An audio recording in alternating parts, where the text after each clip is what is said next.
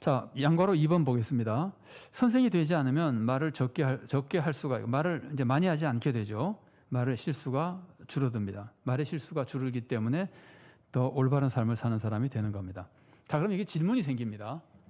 자, 그러면은 지도자가 되지 말아야 하는가?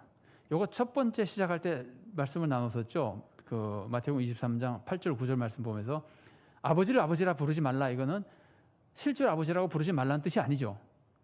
그거는 십계명하고 안 맞잖아요. 아버지를 공경해야 되는데 아버지를 아버지라고도 부르지 않는다는 건 안 맞죠. 그러니까 이게 그런 뜻은 아니란 말이죠. 마찬가지로 선생이라고 불리지 말라는 것도 선생이라고 불리면 안 된다는 뜻이 아니고 지도자가 되지 말라고 하는 말씀도 지도자가 되면 안 된다는 뜻이 아닙니다. 지도자가 없으면은 하나님이 교회를 세워놓으시고 교회에다 다양한 직분을 주셨는데 그 직분마다 다 지도적인 역할을 합니다. 구역장, 교사, 찬양대 지휘자 모두 다가 아니라 대부분의 직분이 특정한 대상에 대해서는 지도적인 역할을 하게 됩니다. 그러니까 절대로 지도적인 역할 하지 말라는 뜻이 아니거든요. 그래서 이 문제를 우리가 좀 더 살펴보려는 겁니다. 이게 반괄호 2번에 보면은 그러면 지도자는 죄를 많이 짓기 쉽고 실수하기 쉽고 벌받기 쉬우니까 지도자가 되지 말아야 되는가라 그런다 그러면은 지도자는 우리 교회라 그러면은 교사가 지도자고 구역장도 지도자고 당회원도 지도자고 당회장도 지도자고 다 이렇게 지도자들입니다. 되지 말아야 되는가? 이거는 실제로 교사나 목회자가 되지 말라는 뜻이 아닙니다. 구역장 되지 말라는 뜻이 아닙니다. 실제로 그런 직분을 받으려고 하는 것을 성경은 훌륭한 일이라 그럽니다. 그 아래 성경 구절 제가 인용해 놨죠. 자, 디모데전서 3장 1절 말씀입니다. 이것도 같이 한번 읽어봅시다. 미쁘다 이 말이여 곧 사람이 감독의 직분을 얻으려 함은 선한 일을 사모하는 것이라 함이로다. 해도 된다는 거죠. 하는 게 선한 일이라는 겁니다. 그러면 이제 이것을 우리가 조화를 이루어서 올바르게 해야 된다는 거죠. 아까도 제가 말씀드렸지만 좋은 일 안에 무서운 함정이 들어있는 거예요. 하나님의 축복 안에 무서운 함정이 들어있다. 여러분, 하나님으로부터 많은 축복을 받으면 어떤 함정에 빠지죠?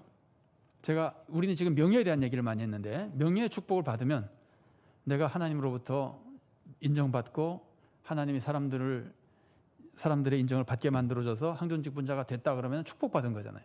근데 축복받은 거에 함정이 있다 그랬죠. 지도자가 되는 순간 말이 많아지고 교만해지고 막 실수하게 된다는, 오히려 더 무서운 심판을 받게 된다 그러는데, 그거 말고 대표적인 또 하나의 축복이 물질의 축복이거든요. 물질의 축복을 받으면 사람이 어떻게 되죠? 어떻게 되는 경향이 있습니까? 물질의 축복을 받으면 물질을 의지하는 경향이 생깁니다. 이제는 물질로 될 것 같단 말이죠. 그러면은 물질이 우상숭배가 되는 거예요. 그러니까 소위 말하는 황금 우상숭배가 되는 겁니다. 그래서 축복에는 항상 그렇게 무서운 함정들이 들어있는데, 자, 지도자가 되는 거 좋은 일입니다.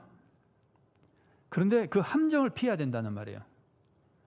그래서 우선은 직분을 사모할 때부터 내 욕심을 추구하면 안 됩니다. 내가 직분을 사모하는 이유는 나의 명예욕을 채우기 위해서. 예를 들면 이제 이럴 수 있어요. 사회에서는 어떻게 해볼 수가 없어요. 명예를 얻을 수가 없어요. 왜냐하면 사회의 그 꽉 짜인 틀 안에서 내가 갖춘 걸 가지고는 명예를 얻기 위해서 새롭게 준비해서 명예를 얻을 만한 걸 갖출 수가 없어요. 내가 갑자기 공부해가지고 무슨 박사가 될 것도 아니고, 내가 갑자기 사회에서 막 해가지고 갑자기 부장, 상무 막 올라갈 것도 아니고, 엎치고 뜰 수가 없어요. 근데 교회에서는 해보면 항존직 될 수 있을 것 같단 말이죠. 그러니까 교회에서 항존직 분자하면은 사회에서 인정받더란 말이죠. 예를 들면은. 그래서 교회에서 명예욕을 추구할 수가 있습니다. 근데 그런 식의 명예욕을 추구해서 직분을 사모하면은 절대로 안 된다는 겁니다. 직분을 얻는 것은 좋은 일이지만 그 다음에 조심해야 될 거는 직분을 얻은 다음에 교만해지면은 안 된다는 뜻입니다. 이건 우리가 하도 많이 말씀을 나눠서 당연한 것으로 생각될지 몰라도 실제로는 굉장히 어려운 일입니다. 굉장히 무서운 일이고, 이 얘기는 너무 슬픈 일이라 예를 들지 않겠습니다만은 너무나 위험한 일들입니다. 이것도. 그 다음에 이제 직분을 받은 후에 말을 많이 하면 안 된다. 이거는 실제로 언어 구사를 많이 하는 것도 포함되지만 그것보다 자기 의견을 주장하고 다른 사람의 의견을 무시하고 이런 것들이 다 포함된 것들입니다. 직분을 받으면 점점 자기 의견이 존중돼야 된다고 생각하고 뭐라 그럴까 평등하지 않게 지배하려고 하는 생각을 자꾸 가지게 돼 이런 모든 문제가 생깁니다. 그래서 그런 것들이 되지 않도록 조심해야 된다. 이제 이런 말씀입니다. 만일에 우리가 이걸 충분히 알게 되면 직분을 받은 다음에 말을 많이 할까요? 적게 할까요? 이걸 충분히 알고 경고를 충분히 받으면 직분을 받아도 말을 적게 하겠죠. 그죠? 직분을 받아도 겸손해지겠죠. 그러면 올바른 직분자가 될 수 있는 겁니다. 야고보서가 가르쳐주는 올바른 삶을 사는 사람이 될 수 있는 겁니다. 그래서 이제 이것을 5번, 양괄호 5번입니다. 그래서 우리가 꼭 기억해야 될 것은 바르게 산다고 하는 것은 명예보다도 더 중요한 것이다. 그러니까 내가 교회에서 아무런 직분을 받지 못해도 나는 성도로서 진심으로 예배에 참여하고 진심으로 하나님의 뜻대로 살아가고 맡은 곳에서 충성을 다한다면 교회에서 어떤 직분을 받은 사람보다도 더 훌륭한 성도라고 하나님으로부터 칭찬받을 수 있는 겁니다. 그래서 바른 삶이 명예보다 직분이나 사람들의 인기의 명예보다 더 중요한 것이다. 그래서 그런 것들을 우리가 다 기억하고 교회에서 직분을 맡거나 교회에서 소위 말 언어 생활을 잘 감당해야 된다는 걸 이제 그렇게 가르치는 거죠. 제가 예를 하나 적어놨는데요.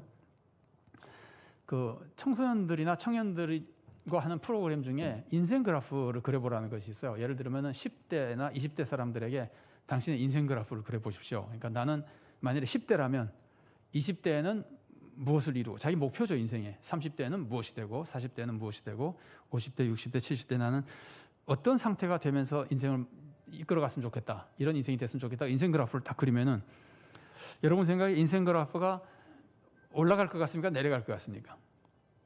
올라가죠. 누구나 사람들은 자기 인생 그래프를 그리면은 10대부터 20대, 30대, 40대 계속 올라가는 그림을 그립니다.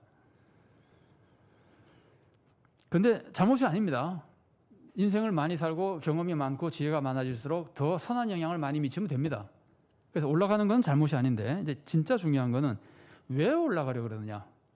왜 50대에는 사장이 되고 싶고 60대는 회장이 되고 싶으냐. 이런 거에 대해서 목적이 중요하다는 거예요. 내가 많이 누리기 위해서, 내가 유명해지기 위해서, 내가 권세를 누리기 위해서, 휘두르기 위해서 이런 목표를 가지고 있으면은 그 목표를 가진 사람이 그걸 이루게 되면 어떻게 될까요? 겸손해질까요? 교만해질까요?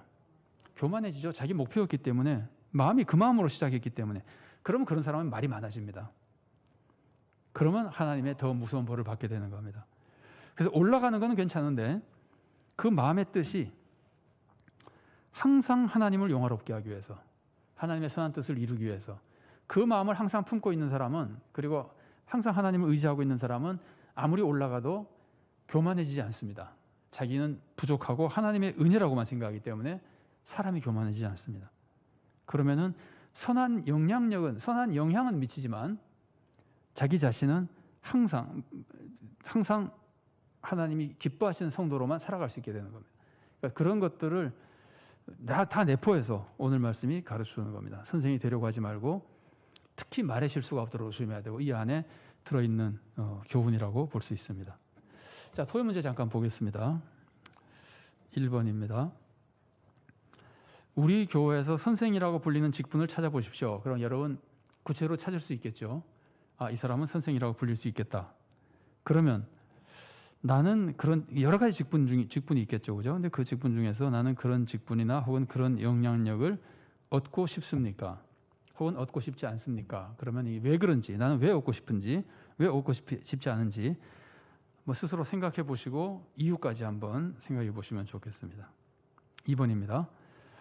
성도가 목사를 대하는 바람직한 모습과 이제 교회 생활입니다.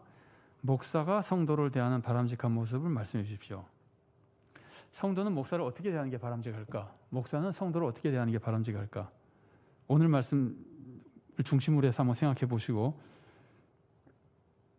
이거를 우리가 올바르게 생각을 가지고 있으면 굉장히 좋은 교회를 이루는 데 도움이 되는데 한번 생각해 보시고 이 점에서 내가 생각할 때 이게 옳은 것인데 바람직한 모습인데 우리 교회 실제 모습에는 혹시 고칠 것이 있는가 한번 생각해 보시면 좋겠습니다.